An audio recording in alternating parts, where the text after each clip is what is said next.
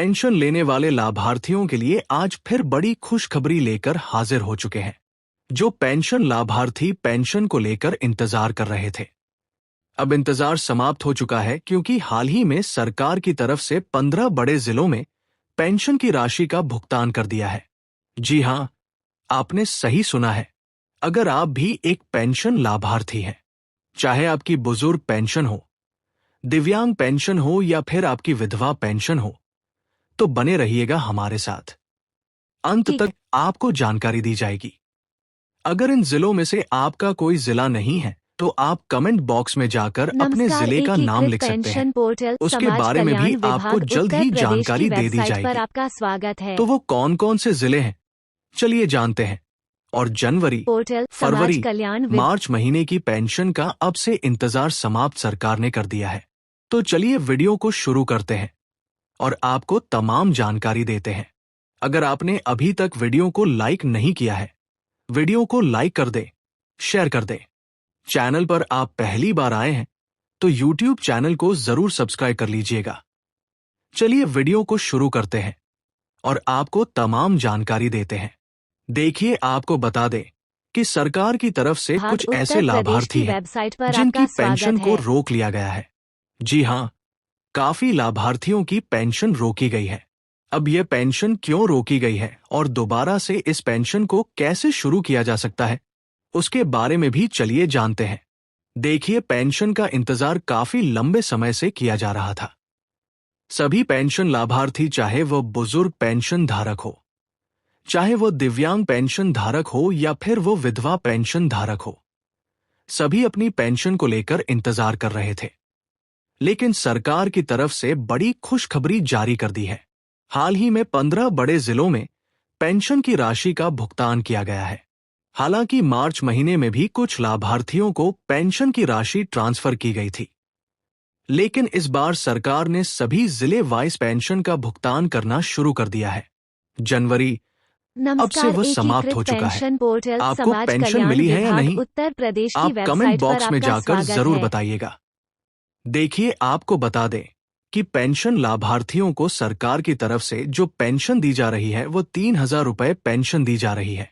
हालांकि उत्तर प्रदेश सरकार की तरफ से ऐलान किया गया है कि पेंशन में 3,000 रुपए से बढ़ाकर, यानी कि 3 पेंशन में जो बढ़ोतरी की गई थी, वह एक 500 रुपए प्रतिमाह पेंशन लाभार्थियों को मिल पाएगी, जिसमें 500 रुपए प्रतिमाह की बढ़ोतरी सरकार ने करने का ऐलान किया था। यानी कि जो अभी हाल ही में प्रतिमाह 1,000 रुपए पेंशन मिलती है, इस पेंशन में 500 रुपए बढ़ा कर दी जाएगी। यानी कि हर महीने 1,500 रुपए पेंशन लाभार्थियों को मिल सकेंगे। तिमाही पेंशन की अगर बात करें तो तिमाही पेंशन 4,500 रुपए, यानी कि 4,500 रुपए तिमाही पेंशन लाभार्थियों के बैंक अकाउंट में मिल सकेगी। मीडिया रिपोर्ट के मुताबिक मिली जानकारी के अनुसार बताया जा रहा है कि अप्रैल, यानी कि इसी महीने से, अप्रैल महीने से ही लाभार्थियों को पेंशन का जो पैसा है वो बढ़ा कर दिया जाएगा। यानी कि जो इससे आने वाली पेंशन होगी, अप्रैल, मई और जून महीने की जो पेंशन होगी, वह लाभार्थियों को 4,500 पेंशन मिल सकती है। चलिए उन जिलों के बारे में आपको जानकारी देते हैं, लेकिन उससे पहले आपको कुछ महत्वपूर्ण जानकारी देना चाहेंगे। देखिए, काफी ऐसे पेंशन लाभार्थी हैं जिनकी पेंशन को सरकार ने रोक लिया है।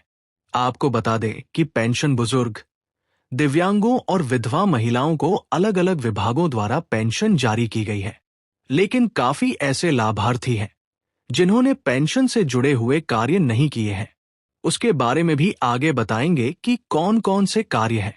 आपको बता दें कि उत्तर प्रदेश की योगी सरकार ने पिछली बार दिसंबर 2025 में पेंशन का भुगतान किया था। हालांकि कुछ पेंशन लाभार्थियों को जनवरी 2026 में भी पेंशन का पैसा मिला था।